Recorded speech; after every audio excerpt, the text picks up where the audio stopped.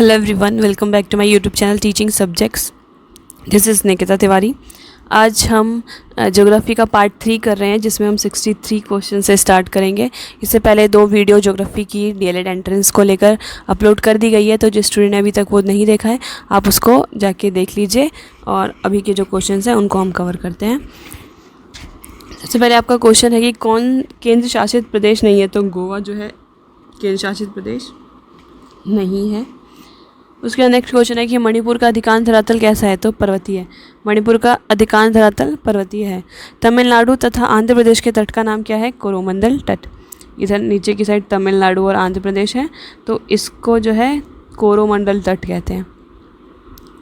भारत का प्रमुख एक उष्णकटिबंधीय देश क्या कहलाता है। तो अक्षांशीय विस्तार।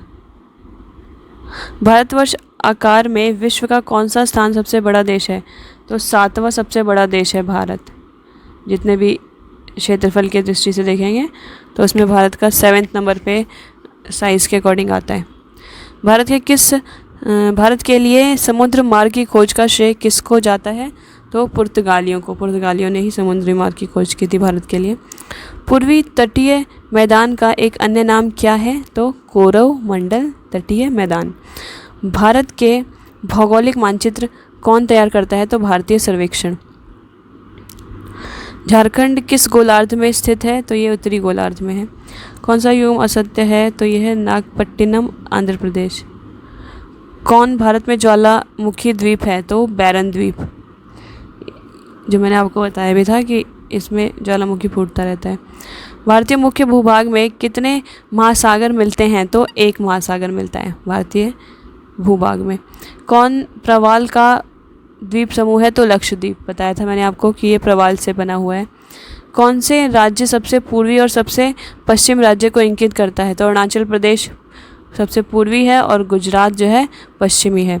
भारत के पश्चिमी तटीय मैदान के उत्तरी भाग को किस नाम से भी जाना जाता है। तो कोंकण के नाम से भी जाना जाता है, कोंकण तट।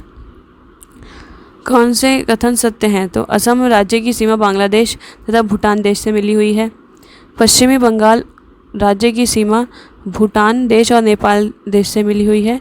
मिजोरम राज्य की सीमा बांग्लादेश और म्यांमार की से मिली हुई है।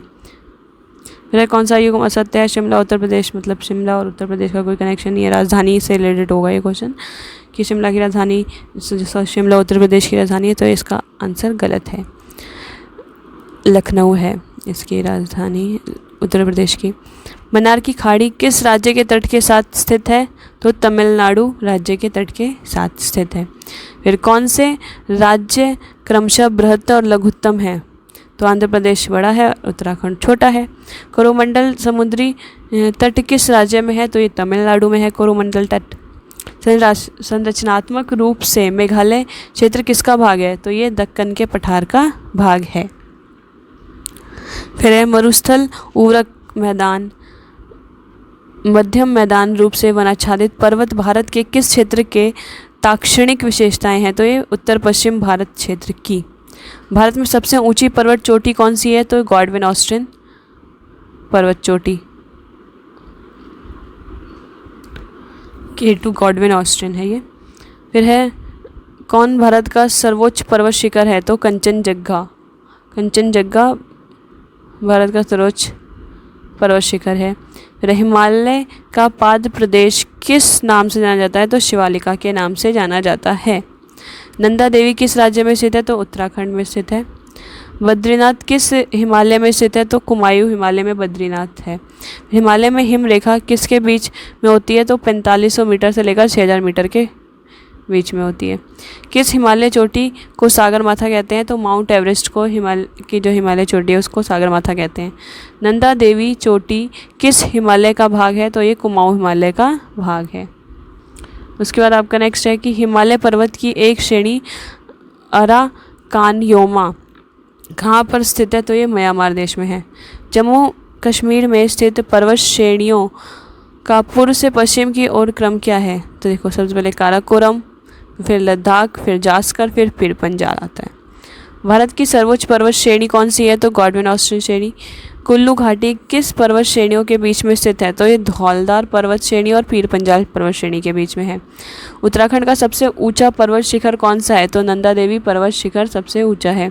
शिवालिका श्रेणी कहाँ का निर्माण किससे हुआ है? शिवालिका श्रेणी का निर्माण किससे हुआ है? तो ये हुआ है हमारा सोनोजोइक से। फिर है सबसे प्राचीन पर्वत श्रेणी कौन सी है? तो अरावली पर्वत श्रेणी सबसे प्राचीन है। फिर पश्चिमी घाट क्या है?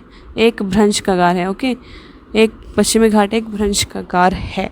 तो ये 100 क्वेश्चन इस वीडियो में कवर करते हैं, बाकी 101 से नेक्स्ट वीडियो में कवर करेंगे। ये थर्ड पार्ट था, जल्दी आपके लिए 4, 5, 6 जो भी जितने भी पार्ट में आपके 500 क्वेश्चन हो जाएंगे उनको कवर कराया जाएगा। वीडियो कैसी लगी प्लीज़ लाइक शेयर सब्सक्राइब करके बताइएगा। अपने इसके साथ साथ सेल्फ स्टडी करते रहना और पूरा मोटिवेटेड रहना। मैं क्वेश्चन सेट्स भी लेके आऊँगी आपके लिए जिसमें हम क्वेश्चंस को सॉल्व किया करेंगे। ओके, वीडियो कैसा लगा प्लीज़ लाइक शेयर सब्सक्राइब करके बताइएगा। Thank you.